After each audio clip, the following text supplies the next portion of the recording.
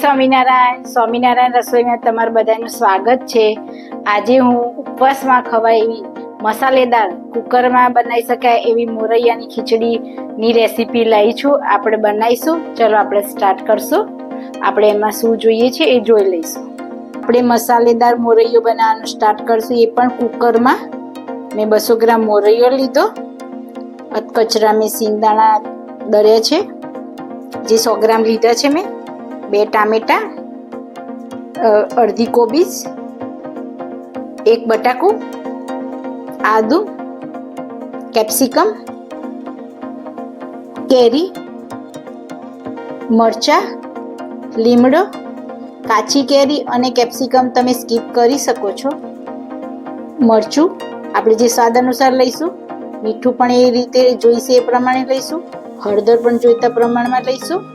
હવે આપણે મોરૈયો પાણીથી 3 વખત ધોઈ નાખશું અને આપણે ખીચડી બનાવવાનું સ્ટાર્ટ કરીએ। મોરૈયો આપણે આવી રીતે પાણીમાં 3 વખત ધોઈ નાખશું। હવે આપણે 2 ચમચા તેલ નાખી દઈશું કુકરમાં વઘાર માટે।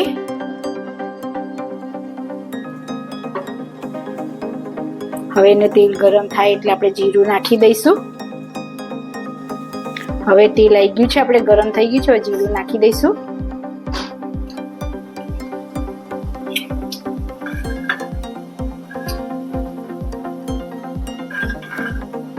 હવે આપણે સિંગદાણા અંદર નાખી દઈશું, એને થોડા શેકાઈ જશે।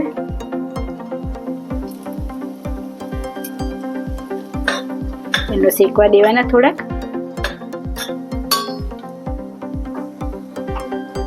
હવે આપણે સિંગ શેકાઈ ગઈ છે, એનો ક્રશ કરેલો જે હતું એ શેકાઈ ગઈ છે। હવે આપણે મરચાં નાખશું, લીમડો નાખશું,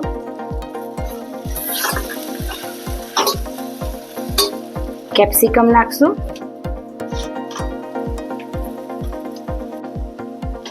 હવે આપણે કાચી કેરી નાખી દઈશું। આપણે કેપ્સિકમને જે છે બધું આપણે મસાલો નાખી દઈશું। ટામેટા નાખી દઈશું,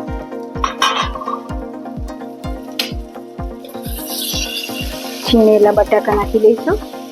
જે નાની કોબીજ હતી એને મેં અડધી છીણી હતી એ નાખશું। હવે બધા મસાલો આપણે હલાવી નાખશું, પછી આપણે એની અંદર મરચાં હળદરનો મસાલો કરશું। આપણે હવે હલાવી દીધું છે, હવે અંદર આપણે મસાલો નાખશું।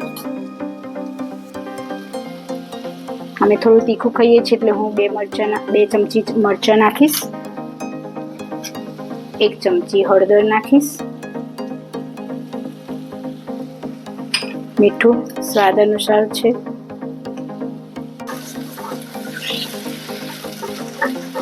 હવે આપણે આની અંદર પહેલા પાણી થોડું 1 વાટકો નાખશું।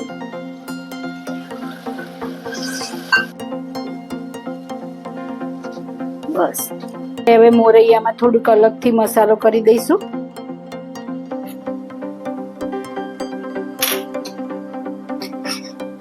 હળદર અને મીઠું। હવે આપણે મોરૈયો નાખી દઈશું। હવે આપણે અડધો વાટકો બીજું પાણી ઉમેરી દઈશું અને કુકર બંધ કરી દઈશું હલાવીને, અને 2 સીટી જ મારવાની। હવે આપણે કુકરને ઢાંકી દીધું છે, 2 સીટી વગાડશું પછી આપણો મોરૈયો રેડી। આપણે મોરૈયાની ખીચડી, જે આપણે ફરાળી મોરૈયાની ખીચડી બનાવી છે કુકરમાં, રેડી થઈ ગઈ છે। જો એકદમ મસ્ત ટેસ્ટી, એની સુગંધ સરસ આવે છે। આપણા મોરૈયાની ખીચડી રેડી થઈ ગઈ છે। હવે આપણે મહારાજને ધરાવીશું અને ગાર્નિશ કરશું, કોથમીરથી આપણે ગાર્નિશ કરશું। અને હવે આપણે મહારાજને ધરાવીશું। મારો મોરૈયાનો વિડીયો તમને પસંદ આવ્યો હોય તો લાઈક કરજો, શેર કરજો અને સબસ્ક્રાઈબ કરજો।